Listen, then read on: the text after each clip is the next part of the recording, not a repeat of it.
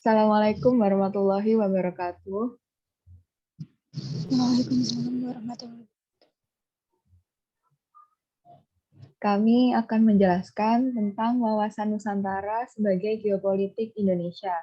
Sebelumnya, perkenalkan nama saya Aulia Putri Saraswati. Kemudian ada teman saya, Della Alfauzia. Kemudian ada Tertasari Asnanda Putri dan Yolanda Aprilia Safitri. Kami akan menjelaskan mengenai geopolitik Indonesia. Pertama-tama akan dijelaskan oleh Della. Saya persilahkan. Apa itu geopolitik Indonesia? Geopolitik secara etimologi berasal dari kata geo, bahasa Yunani yang berarti bumi yang menjadi wilayah hidup. Sedangkan politik dari kata polis yang berarti kesatuan masyarakat yang berdiri sendiri atau negara. Dan saya yang berarti urusan politik bermakna kepentingan umum warga negara suatu bangsa. Geopolitik diartikan sebagai sistem politik atau peraturan-peraturan dalam wujud kebijaksanaan dan strategi nasional yang didorong oleh aspirasi nasional geografik atau kepentingan yang titik beratnya terletak pada pertimbangan geografi, wilayah, atau teritorial dalam arti luas. Suatu negara yang apabila dilaksanakan dan berhasil akan berdampak langsung kepada sistem politik suatu negara.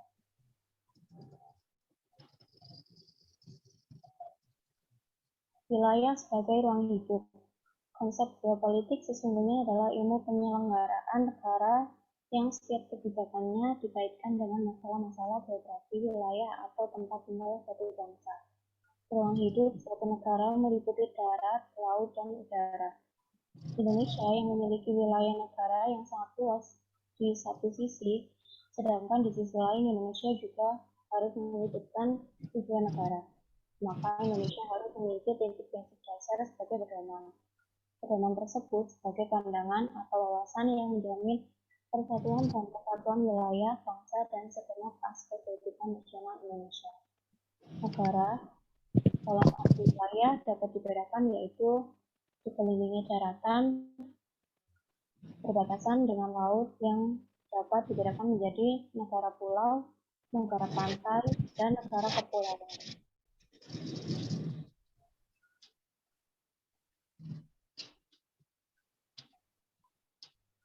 Wawasan Nusantara sebagai geopolitik Indonesia.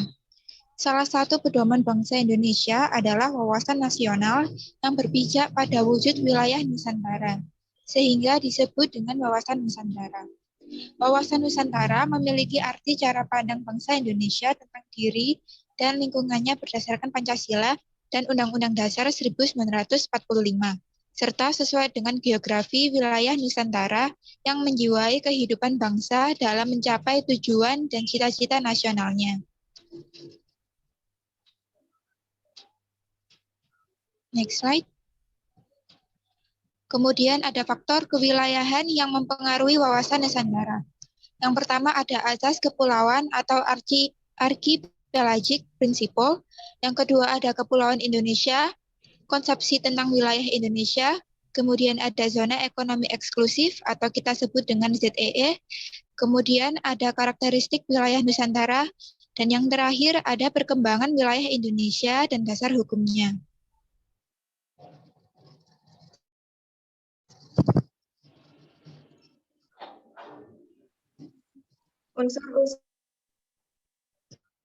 Unsur-unsur dasar dalam wawasan Nusantara. Ada 3 unsur penting wawasan Nusantara, yaitu unsur wadah, unsur isi, dan tata laku.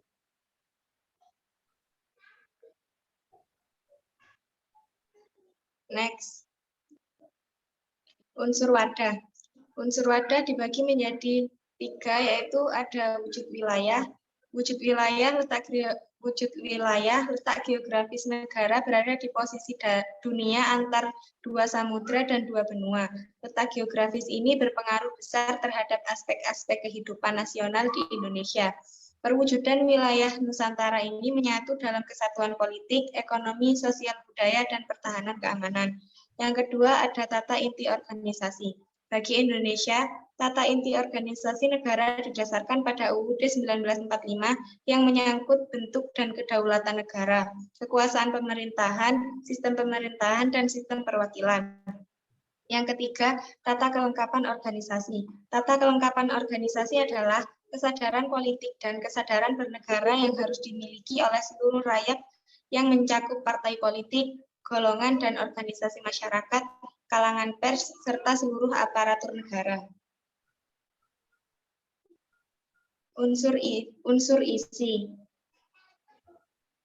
Isi wawasan Nusantara tercermin dalam perspektif kehidupan manusia Indonesia dalam eksistensinya yang meliputi cita-cita bangsa dan asas manunggal yang terpadu.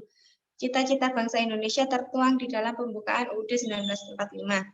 Asas keterpaduan semua aspek kehidupan nasional berciri manunggal, utuh, menyeluruh yang meliputi satu kesatuan wilayah Nusantara yang mencakup daratan, perairan, dan di antara secara terpadu.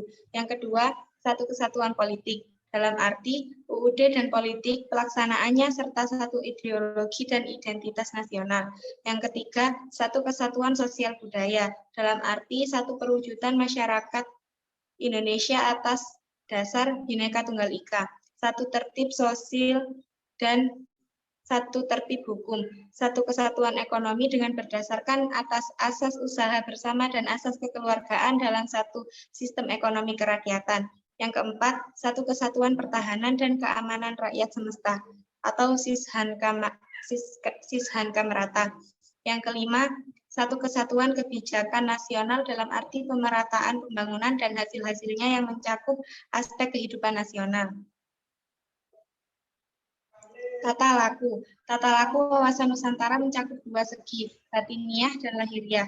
Tata laku batiniah adalah tata laku yang berdasarkan falsafah bangsa yang membentuk sikap mental bangsa yang memiliki kekuatan batin. Yang kedua, tata laku lahiriah.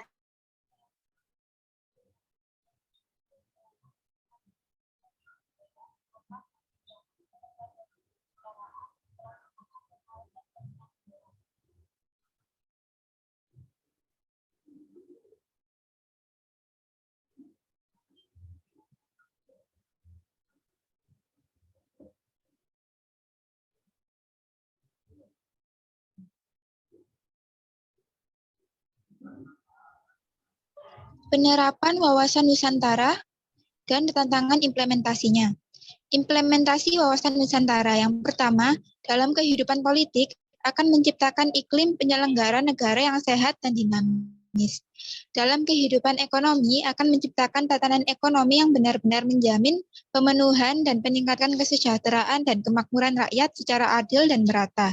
Dan yang ketiga ada dalam kehidupan sosial budaya akan menciptakan sikap batiniah dan lahiriah yang mengakui, menerima, dan menghormati segala bentuk perbedaan atau kebinekaan sebagai kenyataan hidup sekaligus karunia Sang Pencipta. Dan yang keempat, dalam kehidupan pertahanan dan keamanan akan menumbuh kembangkan kesadaran cinta tanah air dan bangsa yang lebih lanjut, akan membentuk sikap bela negara pada setiap warga negara Indonesia.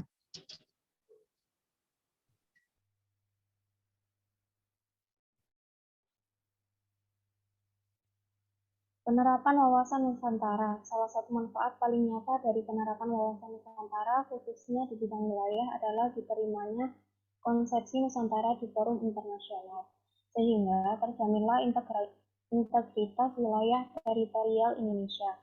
Laut Indonesia yang semula dianggap bebas menjadi bagian integral dari wilayah Indonesia. Di samping itu, pengakuan terhadap landas kontinen Indonesia dan ZII Indonesia menghasilkan pertambahan luas wilayah yang cukup besar. Pertambahan luas wilayah sebagai ruang hidup tersebut menghasilkan sumber daya alam yang cukup besar untuk kesejahteraan bangsa Indonesia. Pertambahan luas wilayah tersebut dapat diterima oleh dunia internasional termasuk negara-negara tetangga. Penerapan wawasan Nusantara dalam pembangunan negara di berbagai bidang tampak pada berbagai proyek pembangunan sarana dan prasarana komunikasi dan transportasi.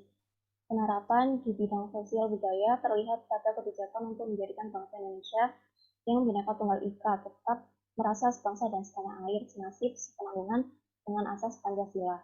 Penerapan wawasan Nusantara di bidang pertahanan, keamanan terlihat pada kesiapan dan kewaspadaan seluruh rakyat melalui sistem pertahanan keamanan rakyat semesta untuk menghadapi berbagai ancaman bangsa dan negara.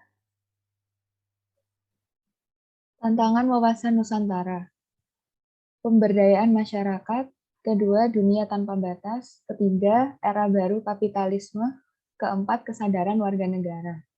Selanjutnya, kita akan membahas mengenai analisis kasus tentang tantangan pengaruh geopolitik asing terhadap wawasan Nusantara Indonesia.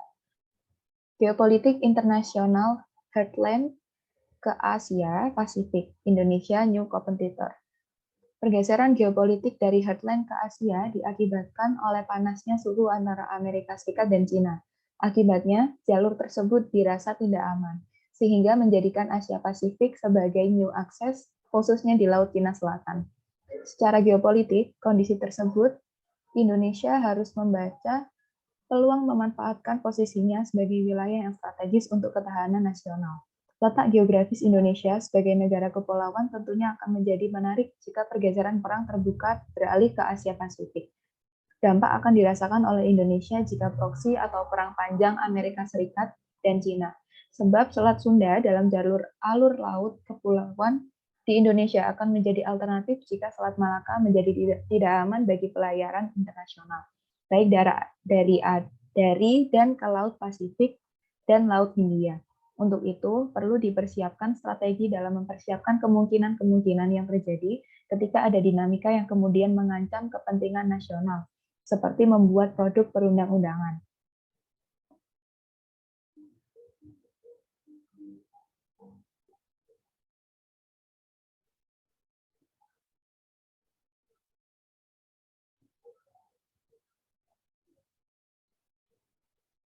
Untuk langkah geopolitical leverage sebagai respon menyikapi peralihan geopolitik dunia, geopolitik harus menjadi standar dalam membuat kebijakan untuk kepentingan negara bangsa dalam bidang ekonomi dan luar negeri, dari jalur laut untuk kedaulatan negara dan kesejahteraan dengan cara menguatkan sistem dalam lintas laut melalui TNI dan Polri, dan juga stakeholder sehingga mampu memberikan pengawasan dan pengamanan secara berkelanjutan untuk selat-selat Indonesia, sehingga kelak ini akan menjadi daya tarik negara lain dalam memberikan tawaran kepada Indonesia dalam forum global, dan menjadikan senjata yang mampu membawa Indonesia menjadi new competitor dari geopolitical leverage menjadi geopolitical weapon. Sekian dari kelompok kami, kurang lebihnya mohon maaf. Wassalamualaikum warahmatullahi wabarakatuh.